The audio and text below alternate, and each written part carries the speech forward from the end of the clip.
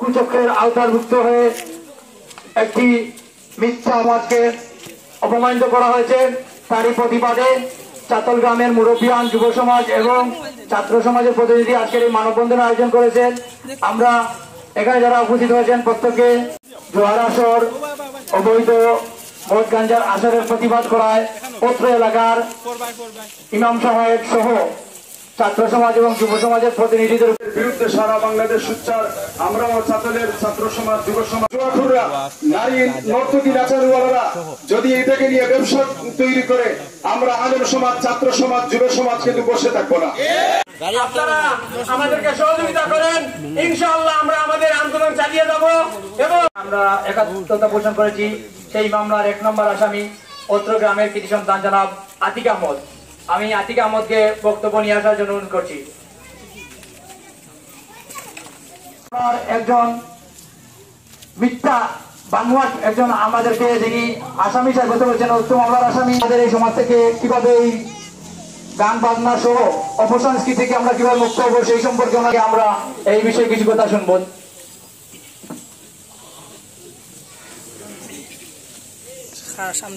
সর্বস্তরের তৌহিদি জনতার কৃতজ্ঞতা আদায় করতেছি, যারা আমাদের এই ডাকে সমাজের অপসংস্কৃতি, অসামাজিক, অনৈতিক কাজের বিরুদ্ধে আমাদের এই আন্দোলন, আমাদের এই সংগ্রাম আর বিপ্লবকে সম্মানিত দেশবাসী, আপনারা সবাই অবগত আছেন, দীর্ঘ 1 যুগ যাবৎ এই চাতল এলাকার মানুষ একটি বিষয়ে অত্যন্ত অশান্তি এবং অস্বস্তিকর অবস্থার মধ্যে বিরাজ করছেন। আমাদের এলাকার মধ্যে মাজারের নামে ভণ্ডামি প্রতিরোধের অতীত থেকে করে আসছেন। আমরাও তাদের এই প্রতিবাদ প্রতিরোধের অংশ বিশেষ।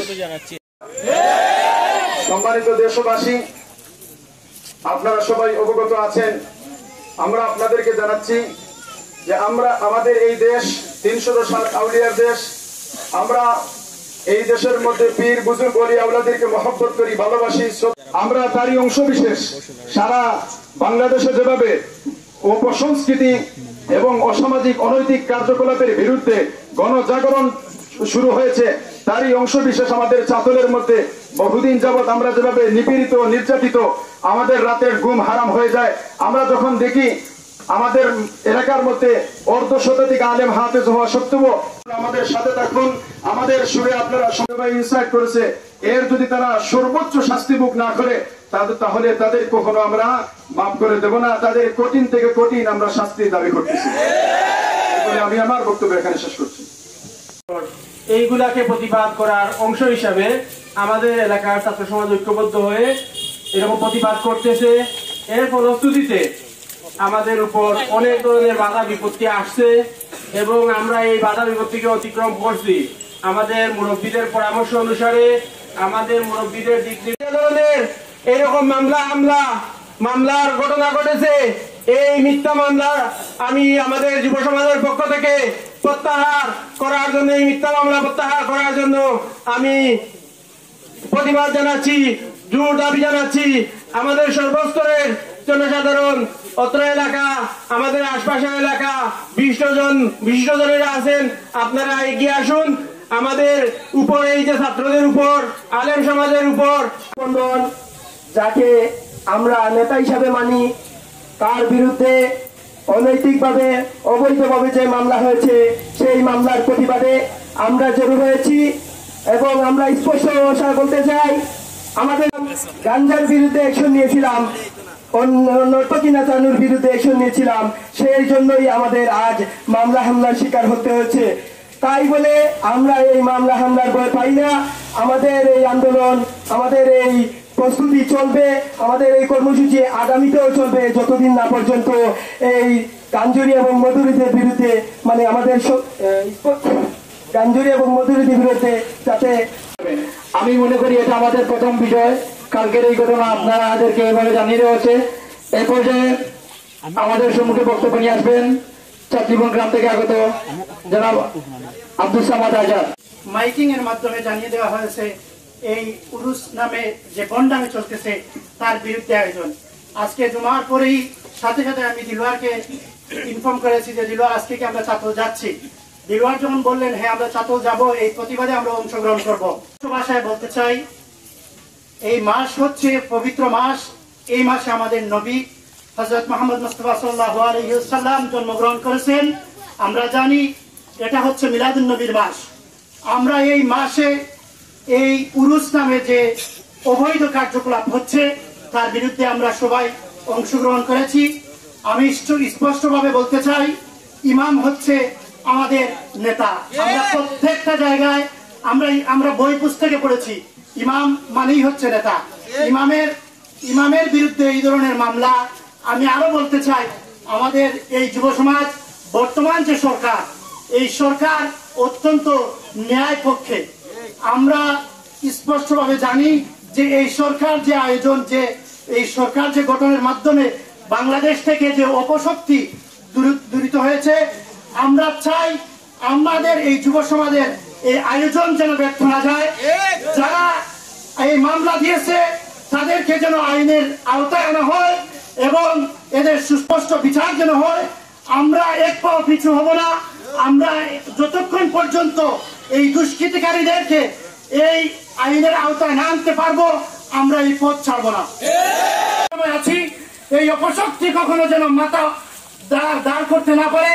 আমি আবার বলতে চাই, আমরা আমাদের মুরব্বীদের মাধ্যমে, মুরব্বীরা আমাদেরকে যে উপদেশ দিয়েছেন, আমাদের ইমাম সাহেবরা যেভাবে আমাদেরকে পথ দেখিয়েছেন, আমরা যেন এর থেকে বিচ্যুত না হই। কারা যুব সমাজের আইডল হচ্ছে একজন জনপ্রতিনিধি, আর এই জনপ্রতিনিধিদের ভূমিকা যদি যুব সমাজের বাহিরে চলে যায় তাহলে এরা হিরো হয় না, এরা হয়ে যায় ভিলেন। তো আমি বলতে চাই, আমাদের এলাকায় একজন কৃতি সন্তান আছেন, আমরাই ওনাকে ভোট দিয়ে হয়তো বিজয় এনে দিয়েছি। তিনার ভূমিকা কি? তিনি কি আদৌ ভিলেন নাকি হিরো? এই কথাটাই আপনাদের সামনে, এবং আমার শুধু না, এখানে যারা আছে সবার মনের প্রশ্ন যে ইনি যদি আমার আশেপাশে থাকেন, তিনি সামনে এসে বলবেন যে আমাদের সাথে তিনি আছেন কিনা এবং তিনি কি আদৌ ভিলেন নাকি হিরো। আপনারা কি একমত আমার প্রশ্নের সাথে? যদি তিনি হিরো হয়ে থাকেন, তিনি কোন কারণে আমাদের সামনে এসে হিরো হচ্ছেন না, এটাই আমাদের প্রশ্ন। আর যদি তিনি ভিলেন হয়ে থাকেন, তাহলে ইনি বিগত দিনে যেভাবে দূরে ছিলেন, বা জানি না কোন কারণে ইনি দূরে আছেন। যদি ভিলেন হয়ে থাকেন তাহলে দূরে থাকবেন, আর যদি হিরো হয়ে থাকেন তিনি এখানে এসে সবার সামনে তিনার কথাগুলো বলবেন। এবং এই যে সমস্যাগুলি আমরা আমাদের এলাকায় আর কখনো উরুস, নর্তকী, ইয়াবা এই ধরনের কোনো কিছু আমরা চাচ্ছি না, এবং আমরা চাচ্ছি শান্তিপ্রিয়ভাবে আমাদের এই সমস্যাগুলি যাতে দূর হয়ে যায় এবং আমাদের যেটা শিকার শুরু করে, আমাদের যারা দুর্বল মনে করবে এটা ভুল। তাই বলে যাচ্ছি, যারা এইটা নিয়ে, যারা এই কথাগুলি নিয়ে এবং যারা এই উরুস, বন্ড, মাদার পূজারীদেরকে নিয়ে ব্যবসা শুরু করছিলেন, তারাও আমাদের ভাই, তারাও আমাদের বন্ধু। আমরা চাই আপনারা আমাদের কাছে ফিরে আসুন এবং ইসলামের ছায়াতলে আসুন। তার প্রাণ ভিক্ষা চাই। বক্তব্য দীর্ঘায়িত করবো না, এখানেই বলে আমি সংক্ষিপ্ত বক্তব্য সমাপ্তি করছি। আমার যদি ভুল হয়ে থাকে আল্লাহর রাস্তায় সবাইকে যাতে এইটার জন্য কঠোর থেকে কঠোর, এবং এই আনোয়ার মাঝবান্ডারি যে কুসন্তান, সে যেন ছাত্র আন্দোলনের সাথে সম্পৃক্ত ছিলাম। এরপরে আমি গিয়ে গণমাধ্যমের সাথে সম্পৃক্ত হয়েছি, সাংবাদিকতার সাথে সম্পৃক্ত হয়েছি।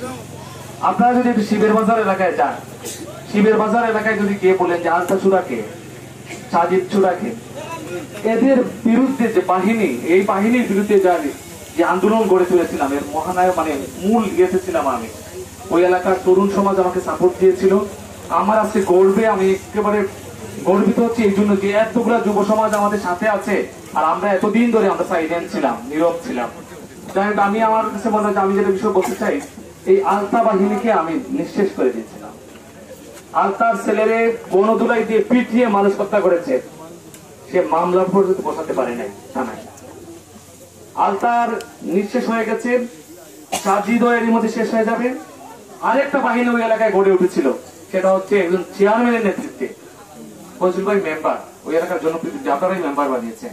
নানাভাবে ওনার বিরুদ্ধে অনেক অভিযোগ তুলে, আমি এটা বিশ্বাস করি না।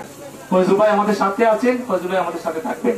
তখন মনফোর্ড চেয়ারম্যান যে কাজটি শুরু করেছিল, সে নদী থেকে চাঁদাবাজি শুরু করেছিল। থানায় যখন গেল, ওসি করলো কি সব বিষয় কি কি কোন কোন খাত থেকে কিভাবে আসে সব জানলো। জানার পর আবার সে ম্যানেজ হয়ে গেল। কিছু ছেলে মেলে ছোট ভাই, আমার ছোট ভাইয়ের ফ্রেন্ড এরা আসলো, বললো ভাই আমরা তো ব্যর্থ হয়ে গেছি, থানা থেকে আমরা ব্যর্থ হয়ে গেছি। তখন আমি বললাম যে ব্যর্থ হলেও তোমরা যদি আমার সাথে থাকো ভাই, আমি আছি, কিন্তু তোমরা পিছন। আর আজকের সবার সমাপ্তি গান আজকে ঘোষণা করা হইল। আসসালামু আলাইকুম।